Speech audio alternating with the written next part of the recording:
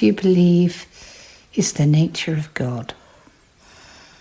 I would say that whatever title you give that nature, that energy, it would have to be love, acceptance, forgiveness, and most of all, compassion. I believe that we are all, in essence, carrying that flame. All we have to do is share it. Share it with everything that is. And that way, it's evidence in itself.